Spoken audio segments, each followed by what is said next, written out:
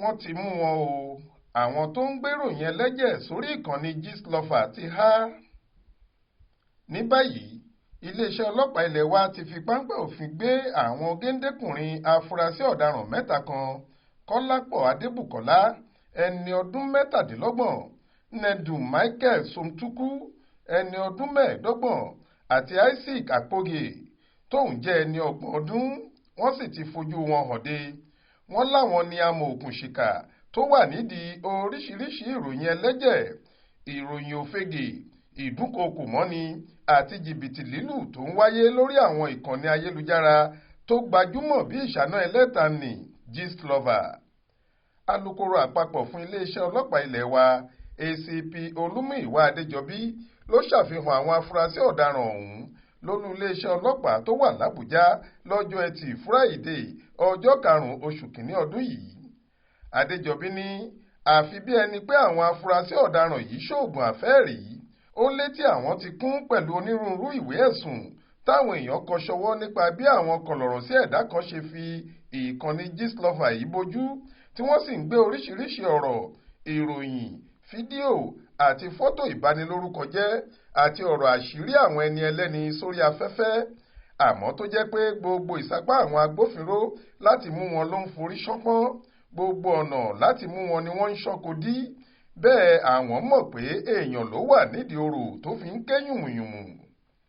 Adéjọbí ṣàlàyé pé ìwé ẹ̀sùn ìbanilórúkọjẹ́ tí dókítà abilékọ Olúṣèyẹ Ọládẹ̀jọ kọ síléeṣẹ́ ọlọ́pàá láìpẹ́ yìí ló mú káwọn tó tara bọ ìwádìí ìjìnlẹ̀ láti wá àwọn afurasí ọ̀daràn náà láwárí kọ́wọ́ tó bà wọ́n báyìí. Wọ́n níwádìí ti fìdí ẹ̀ múlẹ̀ pé Kọ́lápọ̀ tí ìnagijẹ rẹ̀ ń jẹ́ ọmọ ọba ló máa ń dá oríṣiríṣi ìkànnì Gistlover tó jọra wọn sílẹ̀, tó fi jẹ́ pé bí wọ́n ṣe ń gbọ́ nípa itú tí Gistlover ń pa lọ́tùn ni wọ́n ń gbọ́ lósì. Wọ́n tún fẹ̀sùn kan Kọ́lápọ̀ yìí pé ó ń fi ìkànnì náà gbowó ńlá lọ́wọ́ àwọn tí wọ́n bá lùgbàdì ìròyìn òfegè rẹ̀. Ó tún máa ń fi owó ọ̀hún ṣọwọ́ tàbí gbowó ńlá wọlé láti ìlú òyìnbó pẹ̀lú. Ní ti Somtochukwu, wọ́n ní iṣẹ́ tóun ṣe ní tiẹ̀ ní láti rí i pé àwọn agbófinró kò ríbi gbẹ́sẹ̀ lé ìkànnì Gistlover yìí. Bí wọ́n bá ti fòfin dè é, kíá ni yóò ti darí àwọn èrò àti olùfẹ́ wọn sórí ìkànnì Gistlover tuntun tó jọra, èyí tó mú kí ìkànnì ọ̀hún dàbí iná àjò òkú. Ní ti Isaac tí wọ́n lóun gbé lágbègbè Ìgàndò lẹ́kọ̀ọ́, wọ́n lóun ló máa ń wá ìròyìn ẹlẹ́jẹ̀ kiri tí yóò hun gbogbo ìdajì òótọ́ ìdajì irọ́ papọ̀, tí yóò sì máa dúnkookò mọ́ àwọn ẹni tọ́rọ̀ bá kàn. Wọ́n ló máa ń gbowó lọ́wọ́ àwọn míì tàbí kí wọ́n bà wọ́n lórúkọ jẹ́ lórí ẹ̀rọ ayélujára.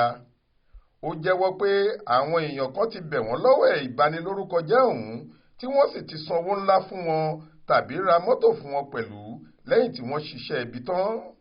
Ó kéré tán lásìkò tọ́wọ́ fi bà wọ́n yìí, oríṣi ìkànnì Gistlover ọ̀tọ̀ọ̀tọ̀ 4 ni wọ́n ká mọ́ wọn lọ́wọ́ pẹ̀lú àwọn ìwà ọ̀daràn tí wọ́n fi àwọn ìkànnì náà hù. Alukoro Adéjọbí ti ní ìwádìí tó lọ́rìn ṣì ń tẹ̀síwájú nípa wọn àti pé gbogbo wọn yóò bẹ̀rẹ̀ sí káwọ́pọ̀n ìrójọ́ ní kóòtù láìpẹ́. Ó wá ṣèkìlọ̀ fáwọn amòòkùnṣìkà tí wọ́n ń lo ẹ̀rọ ayélujára láti hùwà ìbàjẹ́ pé kí wọ́n jáwọ́, torí bó ti wù kí wọ́n sápamọ́ tó, páńpẹ́ òfin yóò gbé wọn kẹ́yìn ni. Faith Adébọ́lá ló ṣàkójọ ìròyìn yìí fún iléeṣẹ́ tẹlifíṣàn Aláròyé online.